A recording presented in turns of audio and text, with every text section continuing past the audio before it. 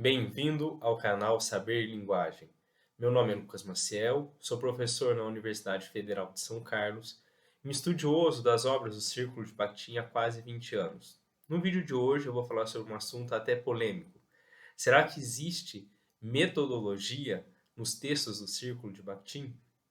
Para falar a respeito disso, eu fiz alguns slides para orientar a nossa discussão. Então, a minha proposta hoje é falar da metodologia em Bakhtin. Como e o que estudar a partir dos textos do Círculo.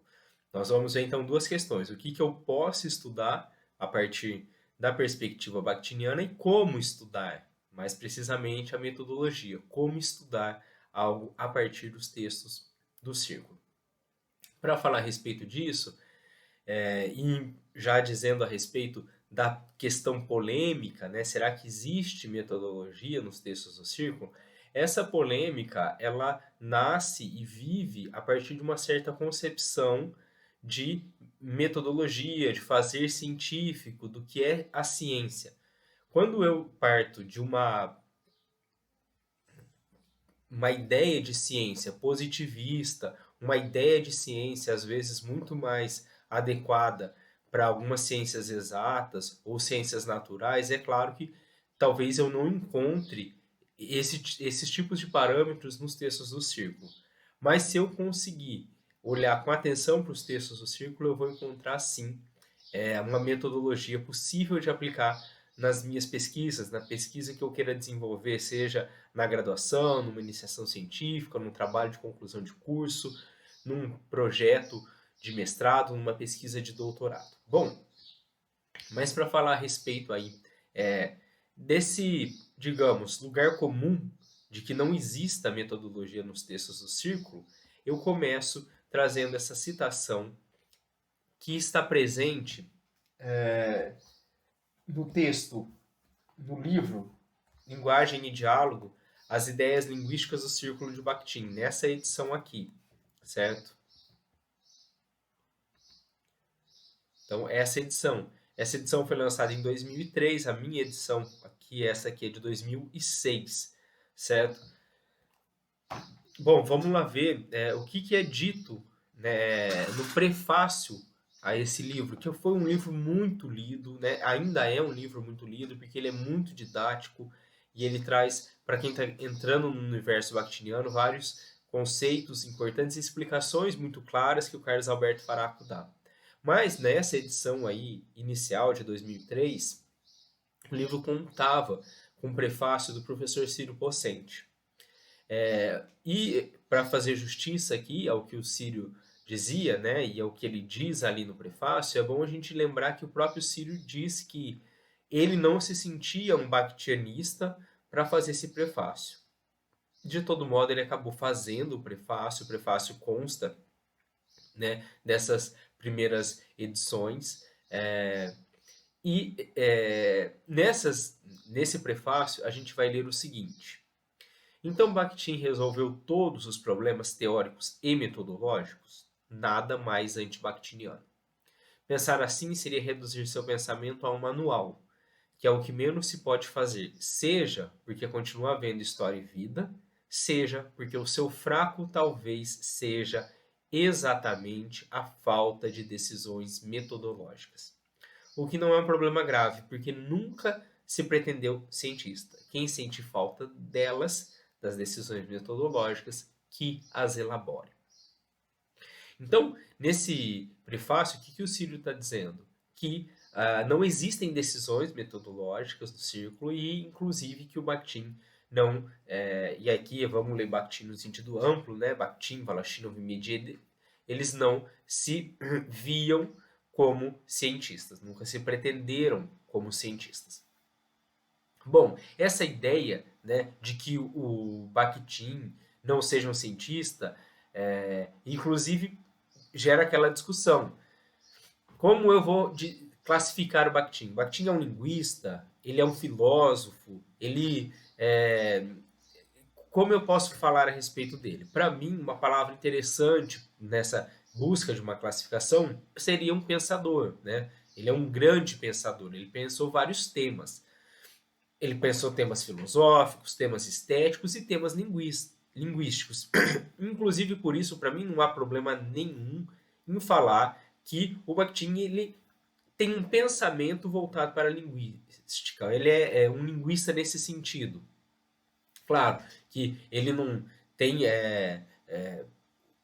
não se formou do modo como hoje se formam os linguistas, mas ele tem um pensamento todo voltado para a linguagem, então, a meu ver, não há nenhum problema em dizer que ele é um linguista nesse sentido. Bom, mas aqui especificamente para o nosso vídeo, o que o Ciro está dizendo? Que o Bakhtin não tem decisões metodológicas e, inclusive, não se pretende cientista. Claro, gente, também justiça seja feita. Esse texto é de 2003 e de 2003 para cá muita coisa mudou, muitas pesquisas bakhtinianas foram desenvolvidas e talvez hoje o professor Círio não dissesse isso desse modo ou dissesse de um modo diferente. Tanto assim que eu não sei por que razão, mas o fato é que na nova edição desse livro, Linguagem e Diálogo, as ideias linguísticas do Círculo de Bakhtin, já não consta mais essa apresentação, esse prefácio do professor Círio Pocente, certo? Bom, mas, de todo modo, esse prefácio fez parte da história, ele influenciou pessoas que talvez tenham acreditado que ali nos textos do Círculo não havia uma metodologia. Bom, para falar a respeito disso, antes de entrar propriamente nas questões de metodologia, eu queria dizer o seguinte: existe uma ideia do fazer científico e do que é o fazer científico.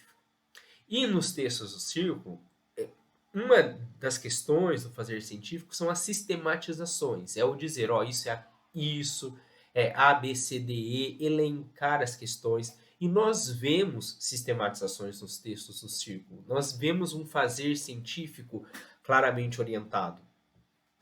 E para falar dessas sistematizações, antes de entrar especificamente nas questões metodológicas, eu vou trazer dois exemplos. Um exemplo explícito que está nos textos do Círculo. Então, aqui nós temos uma sistematização, apenas para exemplificar, que o Balashino traz em Marxismo e Filosofia da Linguagem. Né? Então, aqui em Marxismo e Filosofia da Linguagem, o Balashino vai trazer características do objetivismo abstrato. Ele elenca 8 características do objetivismo abstrato e depois de fazer essa sistematização, ele vai ponto por ponto falando a respeito dessas características do objetivismo abstrato.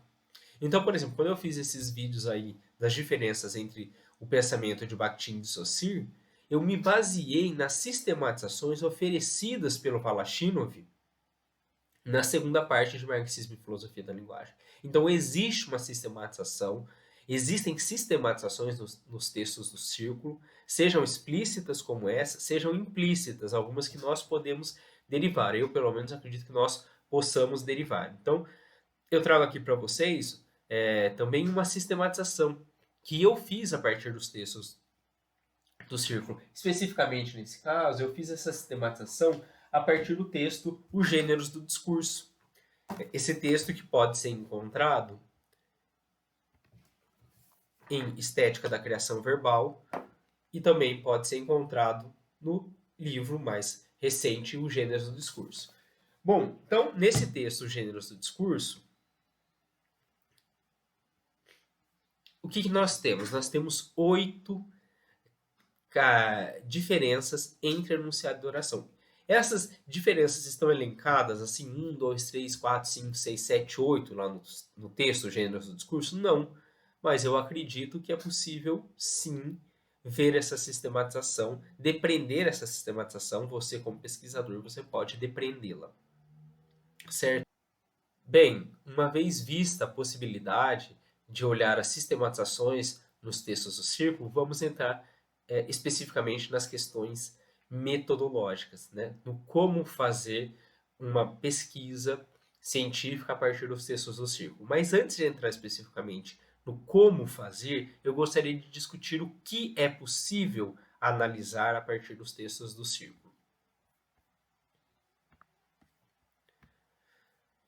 E, nesse sentido, eu vou estar respondendo a seguinte questão: quais são os objetos, quais são os dados, quais são os exemplos, qual corpus eu posso analisar em uma pesquisa. Para a gente responder isso, a gente precisa pensar que os nossos dados são dados linguísticos. E, portanto, eu tenho que partir da ideia de linguagem do círculo. E o que é a linguagem para o círculo, dito de maneira bem resumida e bem direta? É a interação discursiva. É o fato de que toda vez que nós falamos ou escrevemos, nós interagimos pela linguagem. Então, a linguagem ela serve para colocar em interação dois sujeitos. Um que fala e o outro que ouve, um que escreve e o outro que lê. Enfim, o fato é que toda vez que nós falamos, toda vez que nós escrevemos, toda vez que nós produzimos enunciados, nós estamos interagindo discursivamente pela linguagem.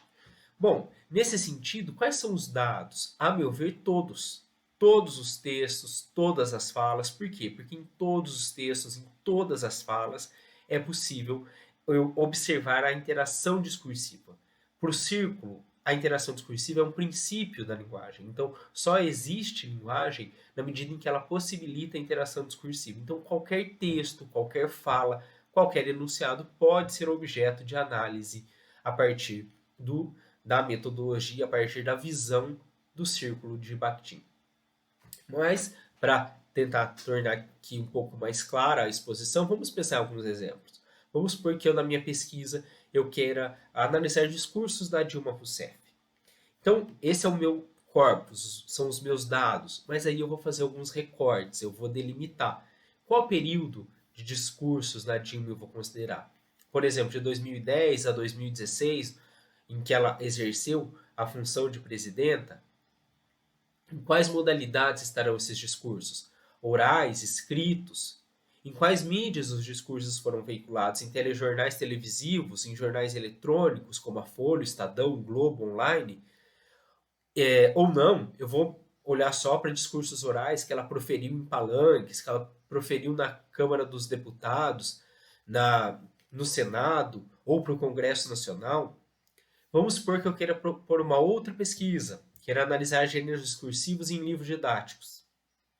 Aí eu vou me perguntar, quais livros didáticos eu vou analisar, de quais autores, quais anos do ensino, vou olhar livros de ensino fundamental, livros de ensino médio, todos esses livros, quais gêneros eu vou analisar. Por exemplo, eu vou analisar o gênero charge em todos os livros do ensino fundamental, do sexto ao nono ano, por exemplo. Ou não, eu vou pegar só um livro, por exemplo, do sexto ano e vou analisar todos os gêneros daquele livro. Quais propostas? Propostas de escrita do gênero, propostas de leitura do gênero, enfim. Então, primeiro, a gente pensa o que a gente quer analisar para chegar no como, é o que a gente vai passar agora. E aí, para falar desse como, eu vou trazer uma citação que está presente em Marxismo e Filosofia da Linguagem, certo? Então, nessa edição, o subtítulo só está aqui dentro. Mas já nessa edição, na própria capa, vem aqui o subtítulo: Problemas fundamentais do método sociológico na ciência da linguagem. Veja, o Voloshinov, ele pretendia, pelo menos é assim que eu leio, ele pretendia levar o método marxista ao estudo da linguagem.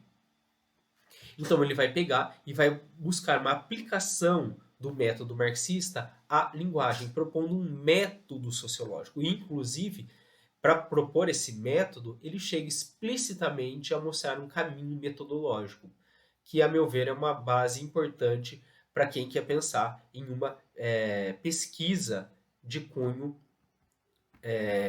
bakhtiniano. Então, aqui eu trago uma citação do Voloshinov, tá? A citação é exatamente no modo como aparece no livro. Eu apenas dei alguns espaços aí para ficar em parágrafos diferentes, 1, 2, 3, enquanto no texto dele é corrido. Mas vamos ler aí a citação. A ordem metodologicamente fundamentada para o estudo da língua deve ser a seguinte: 1. Formas e tipos de interação discursiva em sua relação com as condições concretas. 2. Formas dos enunciados ou discursos verbais singulares em relação estreita com com a interação da qual são parte, isto é, os gêneros discursivos verbais determinados pela interação discursiva. E 3, partindo disso, a revisão das formas da língua em sua concepção linguística habitual. Então ele mostra um caminho, né? Um é olhar a interação discursiva. O 2 é olhar os gêneros discursivos em que essa interação discursiva se dá. E o 3 é olhar para as formas da língua e, se for o caso, revê-las, né? De alguma maneira se diferenciar de um olhar tradicional para essas formas da língua. Vamos pensar aqui no nosso próprio exemplo do vídeo. Pelo vídeo do YouTube, que é um gênero, a gente realiza uma interação discursiva. Então você está aí na sua casa escutando o vídeo, ouvindo o vídeo, vendo o vídeo e interagindo, ainda que em silêncio, pensando: estou entendendo, não estou entendendo, estou gostando, não estou gostando. Isso se relaciona com algo que eu já vi, com algo que eu já li, com algo que eu já ouvi. Então, nós interagimos discursivamente pela linguagem, nesse caso específico, por meio de um gênero próprio que é o vídeo no YouTube. Eu poderia fazer essa exposição em outros gêneros, por exemplo, um artigo científico. E você pode, se você quiser, analisar esse gênero olhando para algumas formas da língua, algumas questões linguísticas que te interessem, questões fraseológicas, gramaticais, lexicais, fonéticas, fonológicas, enfim, questões que te pareçam importantes, relevantes para a pesquisa que você queira conduzir. Mas ele está dando um caminho. O caminho é olhar a interação, depois olhar o gênero, para, enfim, chegar à questão que você quer discutir na sua pesquisa. Vamos olhar cada um desses pontos aí em mais detalhes.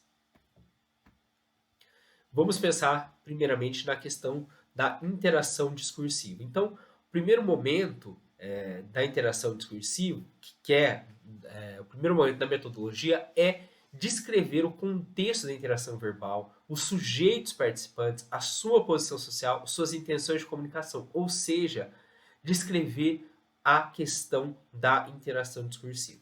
E aqui eu já vou começar a exemplificar com aquilo que eu realizei de pesquisa no doutorado. Então, no doutorado, eu quis analisar redações do vestibular da Unicamp. Qual foi o meu primeiro passo, portanto? Descrever o contexto do vestibular da Unicamp. Quando esse vestibular nasce, quem são os sujeitos, os candidatos, quem são os avaliadores.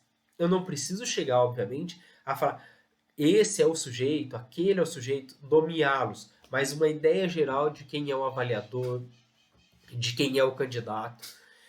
E, o contexto das redações no conjunto do vestibular, qual era o peso dessa prova para o candidato, certo? Como esse gênero ele reverberava questões sociais mais amplas daquele contexto, certo? Em um segundo momento, você vai passar para a discussão dos gêneros discursivos.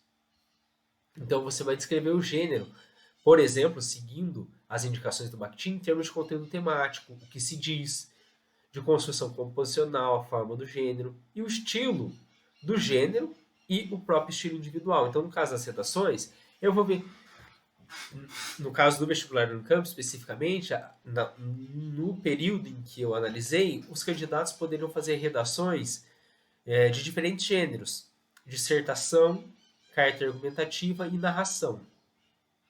Bom, em cada um desses gêneros, para eu descrever cada um desses gêneros, o que eu precisava ver? O que era dito no gênero? Qual era a estrutura composicional? Vamos pensar, por exemplo, uma dissertação: introdução, desenvolvimento, conclusão. E o estilo. Em geral, numa dissertação, você espera um estilo mais formal. Numa narrativa, você pode ter um estilo, talvez, mais informal, a depender do personagem que você vá descrever.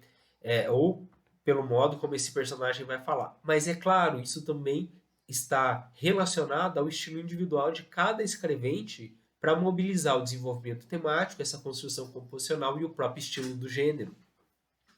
E então, em um terceiro momento, você passa para a questão das formas da língua. No caso específico da pesquisa que eu desenvolvi no doutorado, o que eu procurei ver? Eu procurei observar as relações dialógicas. Então, eu me pautei por 4 aspectos: a amplitude do diálogo, a orientação da palavra, o locus das interações dialógicas e os tipos de discurso. De onde eu derivei essa, mais uma vez, sistematização que me ajudou metodologicamente ao desenvolvimento da pesquisa? Eu derivei isso dos textos do Círculo. Não fui eu que criei. Mas é claro, você pode, por exemplo, analisar uma outra questão que não esteja ali vislumbrada nos textos do Círculo, por exemplo, uma questão morfológica, desde que, a meu ver, se você quer fazer uma pesquisa bakhtiniana, você passe por essas etapas. Descreva a interação discursiva, descreva o gênero que por meio do qual se dá essa interação discursiva para chegar às formas da língua. Bom, então vamos ver aí rapidamente essas questões, apenas para ir exemplificando um pouco mais concretamente como você pode realizar uma análise bakhtiniana. Então, quando eu fui olhar para as questões das relações dialógicas, para as questões da língua, né, eu olhei um primeiro aspecto que seria a amplitude do diálogo, me pautando por três características. O microdiálogo, que é o diálogo no interior da consciência do personagem, que é quando o autor ou o narrador ele para descrever como a personagem pensa. Então ele focaliza essa autoconsciência da personagem, ele focaliza o modo como essa personagem pensa. Então vamos supor assim, tem um personagem lá, o personagem Pedro, ele chega na casa dele, se deita na cama e começa a pensar. E o narrador começa a descrever o modo como esse personagem pensa. O diálogo com posicionamento expresso é a representação do diálogo entre as personagens. Então, quando eu tenho o João disse, Pedro respondeu, aí eu tenho uma representação do diálogo. E o grande diálogo do romance, que é são movimentos entre o microdiálogo e o diálogo com posicionamento expresso. Então vamos supor que eu tenho uma personagem, Ana, que conversa com o João. E a partir dessa conversa com o João diz algo que entra na cabeça da Ana, fica lá na cabeça da Ana, passa a participar do microdiálogo dela, das vozes que ela ouve na consciência dela, vozes dela e vozes de outros, entre as quais a voz do João. Ela fica pensando naquilo em um outro momento, em uma outra conjuntura dialógica, com outro personagem, lá com a Maria, a Ana conversa e essa ideia que ficou lá na cabeça dela volta a aparecer num diálogo com posicionamento expresso. Então eu tenho movimento entre diálogo com posicionamento expresso, microdiálogo e diálogo com posicionamento expresso. Várias vezes. Isso pode acontecer num gênero longo como romance. Por isso que o Bakhtin vai chamar de grande diálogo do romance. Nas redações que eu analisei, isso não apareceu. Então, embora tenha sido um critério a partir do qual eu tenha me pautado para a realização da pesquisa, na efetivação da pesquisa eu não encontrei o grande diálogo do romance, porque isso é próprio daquele gênero. Mas eu posso encontrar outras características da análise que eu realizei, próprias daquele gênero que eu estou analisando e que não tenham sido vislumbradas pelos integrantes do círculo, porque eles não analisaram o gênero que eu estava analisando. O segundo aspecto que eu olhei, e só para constar, né, essa discussão aqui eu derivei de Problemas da Poética de Dostoiévski, por isso que eu trouxe aí uma imagem do livro, tá bom? Problemas da Poética de Dostoiévski. Um segundo aspecto que eu também derivei de Problemas da Poética de Dostoiévski foi a questão da orientação da palavra. Então, o discurso pode ser orientado para o referente quando ele se refere a um objeto. Vamos supor que eu esteja caminhando pela rua, passe e olhe uma árvore e diga: que árvore linda, eu estou falando daquela árvore, meu discurso está orientado para aquele objeto. O que é um discurso objetificado? É quando eu tenho as instâncias de autor ou narrador que estão acima do discurso da personagem e fazem daquele discurso um objeto. Então vamos supor que não sou eu que estou falando a árvore é linda, mas é um personagem que está falando a árvore é linda. Para o personagem, o discurso dele está orientado para o referente, a árvore. Mas para o narrador que está acima do personagem, aquele discurso do personagem é objeto na voz do autor, é objeto na voz do narrador. E tem o discurso bivocal, que é quando a voz do outro está considerado no embate ao falar sobre aquele referente. Então vamos supor que eu esteja caminhando, veja a árvore e fale: que árvore linda, mas na verdade eu estou falando isso porque eu quero atacar o meu vizinho, de que eu não gosto, e que está cortando a árvore. Olha, se ele está cortando a árvore, provavelmente ele não acha a árvore tão linda assim. Mas quando eu estou falando da árvore, o meu discurso está no embate entre o que eu penso e o que o outro pensa, entre a minha voz e a voz do outro, certo? Aqui, o Bakhtin faz essa análise pensando no romance, pensando nas novelas do Dostoiévski, olhando para instâncias como autor, narrador, autor-criador, narrador e personagens que podem não estar presentes em outros gêneros. Então, pensemos, por exemplo, no gênero jornalístico. Talvez nós possamos fazer essa análise, olhar como que eu objetifico o discurso do outro, como, por exemplo, o jornalista, ele torna o discurso do entrevistado objeto, mas é algo diferente, porque o personagem é criado pelo autor, o narrador é criado pelo autor, e já esse entrevistado do jornalista, ele não é criado pelo jornalista. Então aí são sujeitos reais.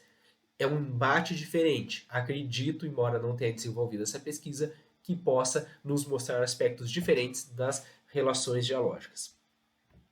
Um outro ponto que eu também analisei foi a questão do locus das interações dialógicas, que podem se dar na autoenunciação do herói, que é quando o herói fala. Então, quando o narrador fala, o João disse que, aí em discurso direto vem a voz do João. Ou, João disse, dois pontos. Daí vem a fala direta do João. Ou João disse que, em discurso indireto vem o que o João disse. Seja em discurso direto ou indireto, nesse momento eu estou focalizando naquilo que o personagem falou. Estou olhando para a sua autoenunciação. Tem o discurso do narrador. Então, por exemplo, no início da narração. Era um dia frio de outono e naquela pequena cidade. Quem está dizendo isso? É o narrador, é o discurso do narrador, é a narração propriamente dita. E o outro locus das interações dialógicas pode ser o diálogo entre as personagens. Quando os personagens conversam, então eu tenho a representação propriamente de um diálogo. João disse: "E aí, Pedro, tudo bem?" Pedro respondeu: "Tudo tranquilo." Então eu tenho uma representação do diálogo. E em cada uma dessas instâncias, em cada um desses locos, eu posso observar determinadas relações dialógicas, que eu não vou olhar detalhadamente nesse vídeo para não ficar muito extenso, mas que eu analisei detalhadamente na minha tese de doutorado. Um outro aspecto também que eu vou comentar rapidamente, né, é a questão dos tipos de discurso. Então, olhando para essas questões dialógicas, eu também olhei para os tipos de discurso. Na época, eu me baseei nessa edição, não é a edição aí que eu trouxe no slide, eu me baseei nessa edição, que era a única edição que nós contávamos em português na época, tá? Então, por isso aí que, inclusive, a nomenclatura dos tipos de discurso, elas estão seguindo essa edição anterior, mas se você for realizar um trabalho hoje, eu indicaria olhar para essa edição mais atual e rever a nomenclatura. Provavelmente existem tipos de discursos que recebem outras nomenclaturas a partir dessa nova tradução. Mas aqui, para os fins do nosso interesse desse vídeo, o que eu fiz? A partir daquilo que o Valachinovich coloca, eu classifiquei alguns tipos de discurso em estilo linear e estilo pictórico, que é uma nomenclatura que o Valachinovich propõe. Muita gente diz, por exemplo, que o estilo linear é o discurso direto e o discurso pictórico é o discurso indireto. Mas se você olhar com cuidado para a sistematização que o Valachinovich faz, pelo menos essa foi a minha interpretação, eu posso ver discursos diretos, tanto no estilo linear quanto no estilo pictórico, discursos indiretos, tanto no estilo linear quanto no estilo pictórico. E cada um desses tipos de discurso é mostrado, é exemplificado pelo Valachinovich. Enfim, é mais um caminho metodológico que você pode explorar numa análise, caso você queira fazer. Falei a respeito desses aspectos e apenas para exemplificar como isso aparece, eu vou trazer apenas um parágrafo de uma das redações que eu analisei. Na tese, eu analiso as redações como um todo e também alguns fragmentos, mas apenas para, de alguma maneira, tentar mostrar de um modo mais concreto como eu posso fazer essa análise. No caso dessa redação aqui, que é uma narração, a proposta do vestibular da Unicamp é que o candidato concebesse um repórter investigativo ou um detetive que, quando fosse procurar descobrir a origem do derramamento de óleo em um rio próximo à cidade de Campinas, ele descobrisse que isso fazia parte de uma conspiração maior. Então, nesse caso aqui, o candidato ele está justamente narrando esse homem de gravata que está jogando um óleo no rio porque ele está amando de um grupo político contrário ao prefeito daquele momento que queria prejudicar o prefeito da cidade. Bom, então vamos ler aí esse pequeno trecho. Sexta-feira, 1º de outubro de 1999. A mancha tomava conta do rio pouco a pouco. O rapaz, observando tudo, afrouxou a gravata, deu um último trago no cigarro e, embora nesse momento já estivesse sozinho, falou alto, talvez para ver se assim se convenceria que estava apenas cumprindo ordens. Fora dura a sua jornada até ali. Pessoas como ele não têm opção. Se lutam contra o sistema, se marginalizam. Ele não seria mais um. O avô havia sido um idealista, o pai um conformista, e o que conseguiram? Respaldado pela imponência de sua imagem, terno e gravata impecáveis e um quê de altivez no olhar, procurava se convencer de que a moral existe para subjugar os fracos. A pobreza é nobre, a humildade dignificante. Sofre-se na terra para ganhar o reino dos céus. Vive-se em condições subhumanas para se chegar até Deus. Fracos. Após gerações, ele era o primeiro a ter coragem de dizer não e enxergar a própria realidade sem pseudo-moralismos. Ele não seria um fraco. Procurava não dar muita vazão ao sentimento que teimava em invadir-lhe a mente quando pensava no pai. Fraco. Dessa vez quase gritou. Agora cumpria ordens, amanhã mandaria. Era só uma questão de tempo. Bom, o que eu quero mostrar agora, a partir desse momento aqui do nosso vídeo, é que, a partir aí dessa redação, eu como analista, você como analista, você pode ver os caminhos metodológicos do círculo para fazer a sua análise, mostrando para aquele seu leitor, para sua banca, para aquele linguista que vai ler o seu trabalho, para aquele estudioso da linguagem, que você está vendo questões que num primeiro momento talvez não apareçam para quem leu isso sem o seu olhar, porque o seu olhar está baseado em pressupostos metodológicos bem definidos. Então, só para exemplificar, vamos olhar aqui, por exemplo, para a questão da amplitude do diálogo. Eu não vou transcrever todo o trecho, mas aí eu tenho o narrador falando do personagem, digamos, de fora. Falou alto, tá falando alto, para ver se assim se convenceria, que estava apenas cumprindo ordem. Olha, estou focalizando o discurso exteriorizado do personagem. Aí eu começo. Fora dura sua jornada até ali. Pessoas como ele não têm opção. O que o narrador faz? Ele se aproxima da autoconsciência da personagem e começa a mostrar esse diálogo interior da personagem, o modo como a personagem pensa, as vozes que estão na sua mente. Ele vai, aí é o trecho quase todo, né, que nós transcrevemos anteriormente, até que em algum momento ele vai dizer assim, fraco, dessa vez quase gritou. Então eu saio da autoconsciência, mostro o discurso exterior e agora eu volto para o discurso interior. Agora cumpria ordens, amanhã mandaria. Era só uma questão de tempo. Então eu vou fazendo esse movimento entre olhar o personagem de fora e focalizar o seu diálogo interior, focalizar a sua autoconsciência.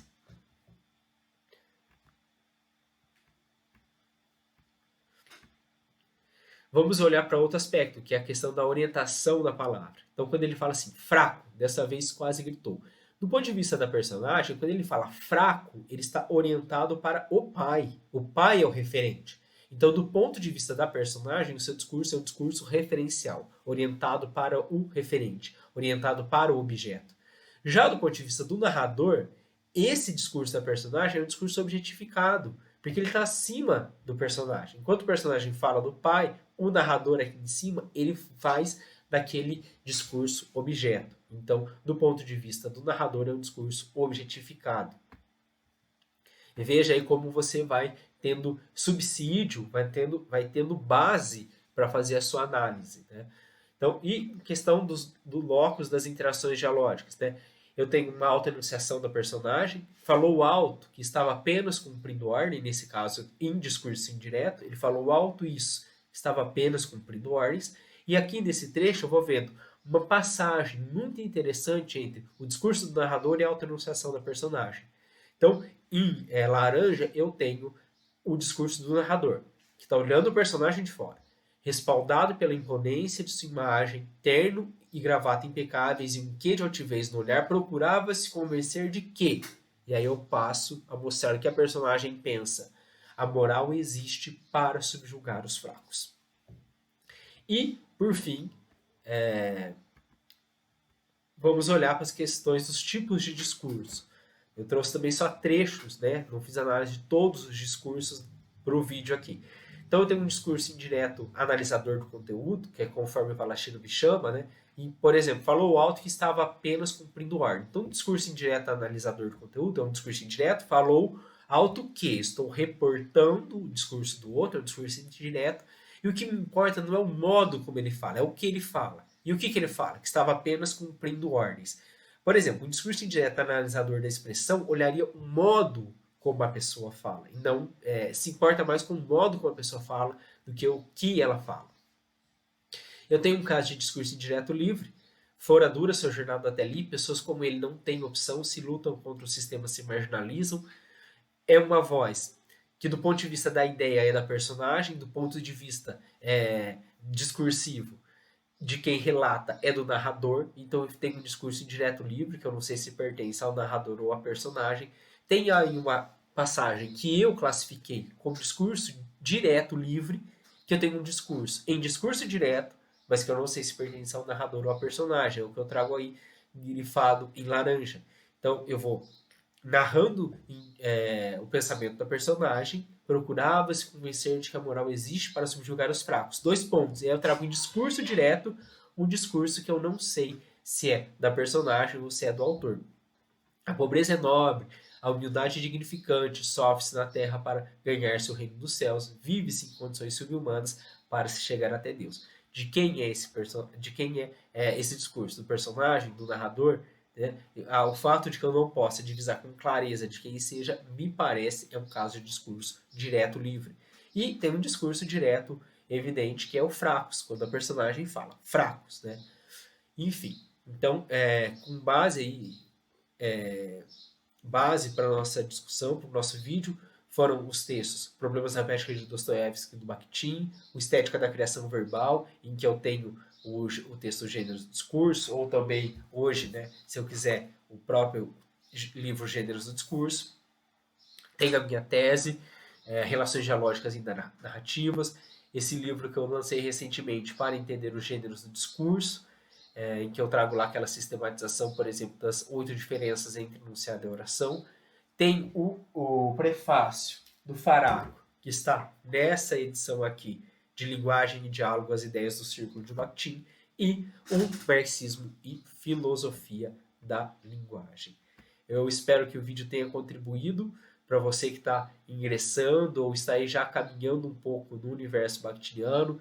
Me conte aqui nos comentários o que você achou do vídeo, se ficou alguma dúvida, se existe algum ponto que você gostaria que eu comentasse com mais profundidade. Me siga nas redes sociais. Muito obrigado por me acompanhar até aqui no vídeo. Um grande abraço e até o próximo vídeo.